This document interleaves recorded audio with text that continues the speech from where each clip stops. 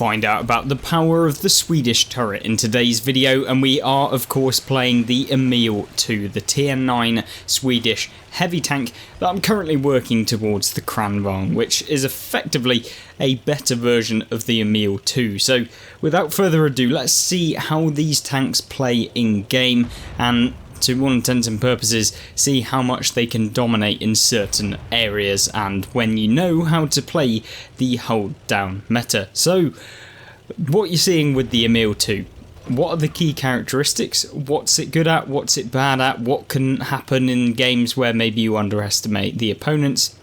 Well, first thing first is, as we've mentioned, the turret armour is ridiculous, which means that you can sit in front of pretty much every single tank in the game, bar things like the Jägeru, with just your turret peeking and basically be unpennable. And by unpennable, I genuinely mean like they will not pen you whatsoever.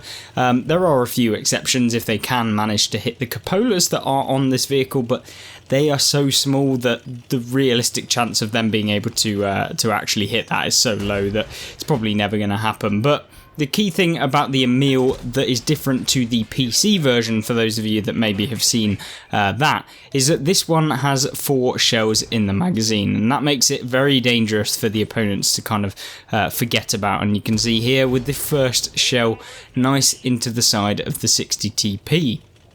So this is the position that you want to be in the Emil, because effectively what you've got here is a fully hold down position. They have to shoot up at your turret, so you are above them, which makes it even worse, and also you're only poking your actual turret over the ridgeline, so it makes it even harder for them to hit the cupolas, and therefore you are much stronger.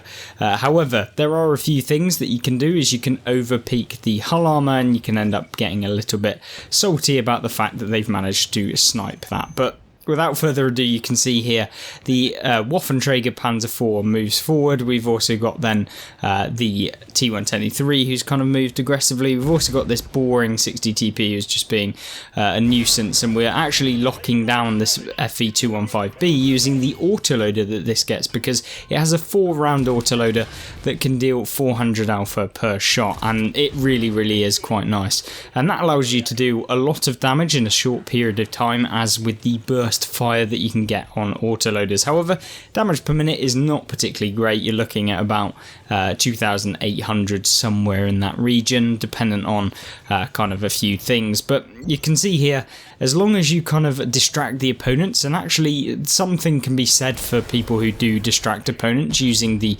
advantages of armor, and that's kind of what we're after here. So you can see the FE215B, the 60 TP, some of the mediums, they are all wanting a piece of us, and that is exactly what is kind of annoying for the enemy team, because there's nothing they can really do, to be honest, other than fire HE like you're seeing this 60 TP doing, which is very annoying because it basically knackers your entire crew and all of the equipment that you have on the vehicle, so it's super annoying. But that is kind of a good strategy. If you don't think you're going to be able to pen the Emil, then fire a little bit of HE.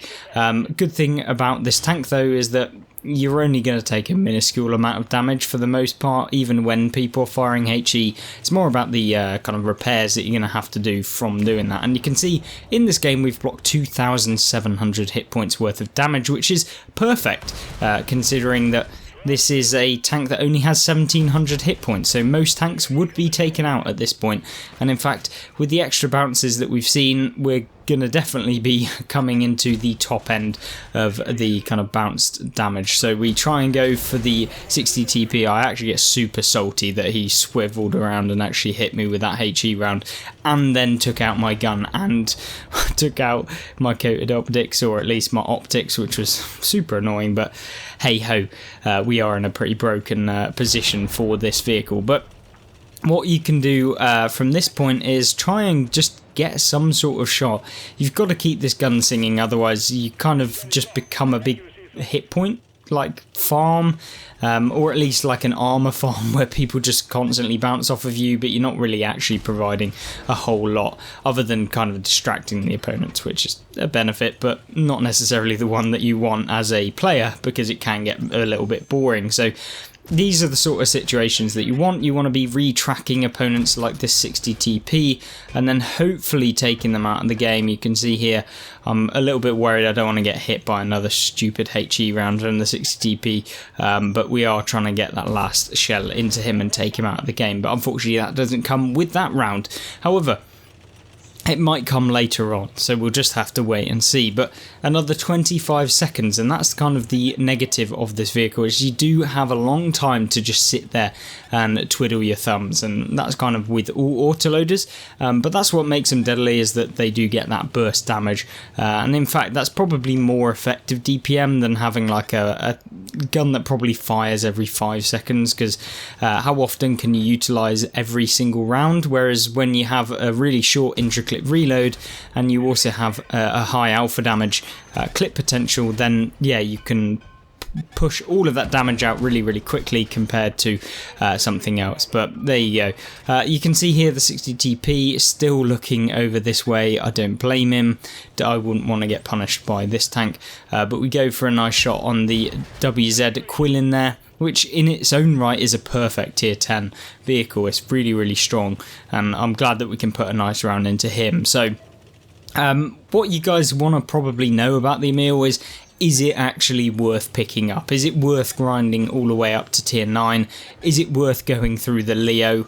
The short answer is yes, it 100% is, and it offers you something else. It's, if you enjoy autoloaders, if you've never played an autoloader, this is probably one of the better lines to go down, because you do get the armor and you can play it like a heavy tank as well, so it's kind of a mixture of both. Something like the T57 Heavy is probably not as easy to play because you don't have the armor to be able to do much against it, but that's kind of how the cookie crumbles with these. But you do sacrifice a few different things with the Kranvagn compared to the T57 Heavy, but it's overall it's probably not that much different other than the armor. So you can see in this game we do end up finishing it up with 5,200 damage and 3,300 blocked, albeit remember the HE rounds still count as damage to us and they don't count as a block damage. Otherwise we probably would have blocked like upwards of 6,000 damage because the 60 TP was firing HE at us. But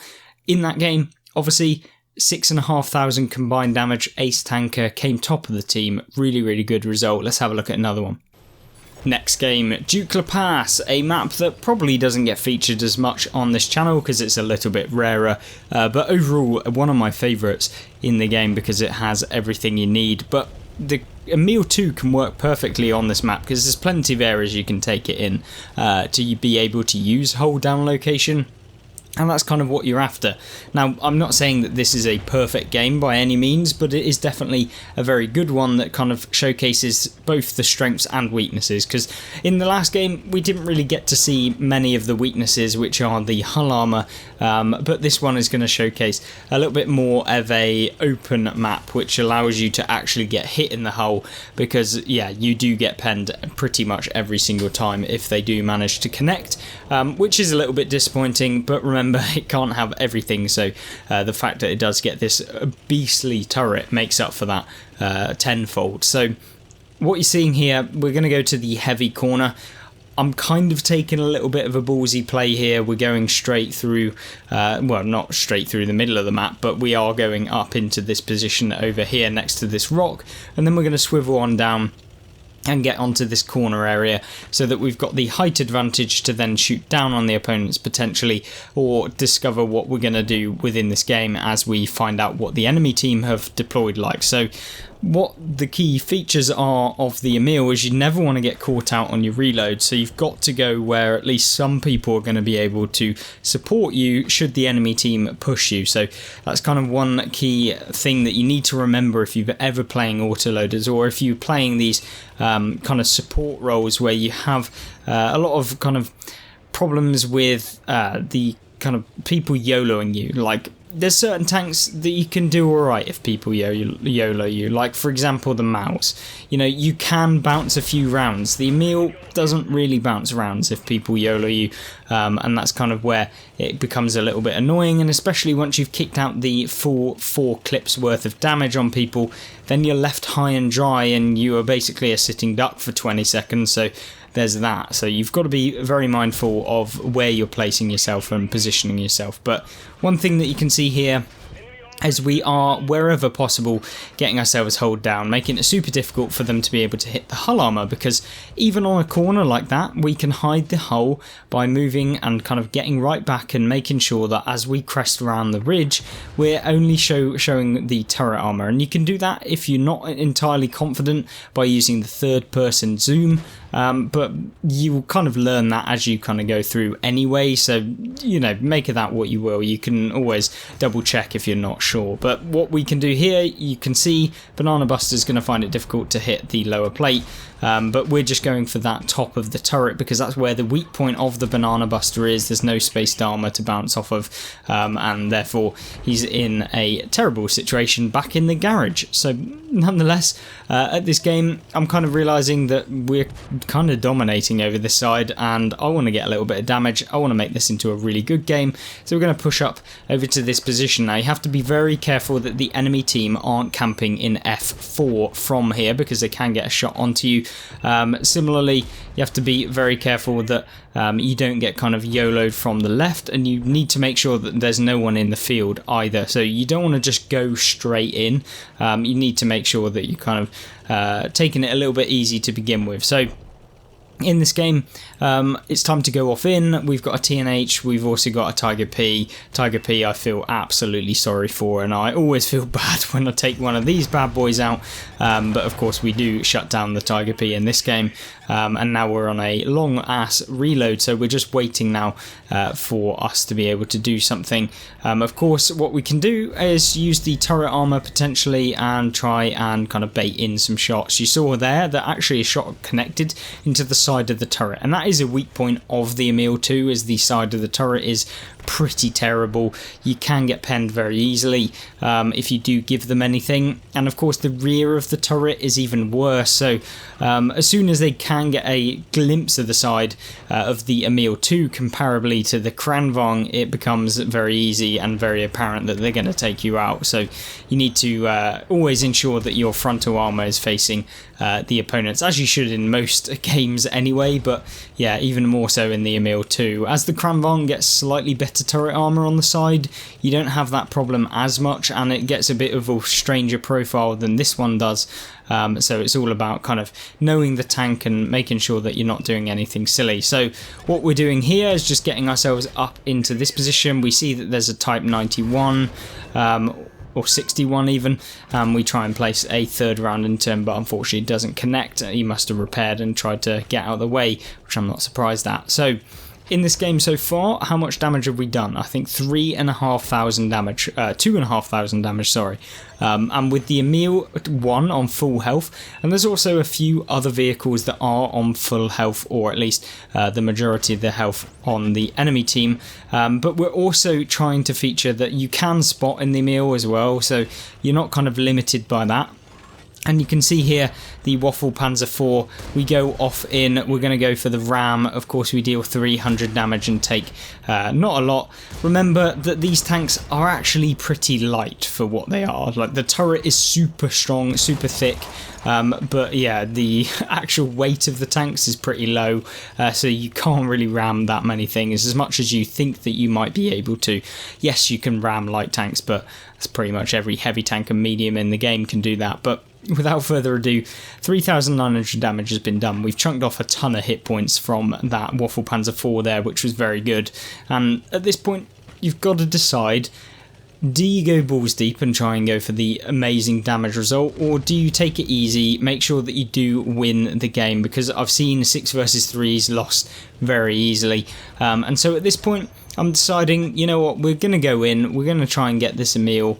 We're still on a reload. You should probably wait until you're fully reloaded, or at least make sure that you're not kind of YOLOing in. The Emil 1 actually tries to hit us a second time. We're now going to try and bait the shots from the Emil into shooting us, because if he can do that, he's going to run out of rounds, and then we can mop up the last remaining bits of damage. He can no longer clip us. He's got one left, and he fires it into the track armor of this vehicle, and that is him pretty much out at this point. We managed to auto aim him. I don't know how that one worked, but at this point we can just go off in after the Malshan. He's side on, and we can place one, and of course the second one into the side of the Malshan, and now it's just a case of avoiding the Malshan's YOLO because he seems to be a little bit triggered that we kind of hit him side on, and he decided to turn around and go after us. But nonetheless, we still secure the victory in this result with 928 assistance damage as well, and bringing the total up to just shy of 6,000 combined damage. Victory, of course, and we don't manage to come top. It's picked by the T95, probably because he managed to pick up 4 enemies destroyed, but overall a very good result in general, and we pick up a decent chunk of XP, although I am going for the Kranvang and using ×5 XP boosters. But yes, a really fun tank. I really implore you, if you haven't played autoloaders, try out the Kranvang line, because the tier 9 and tier 10 are perfect and really fun to play. So other than that, I hope you enjoyed this video. Don't forget to subscribe, comment, let me know any questions you may have, and of course we'll check out some of the other videos that we have on the gameplay and tank reviews playlist on screen right now, and we've also got the most recent video on the left hand side as well. So hopefully you'll join me in one of those, and I'll see you in the next one. Goodbye.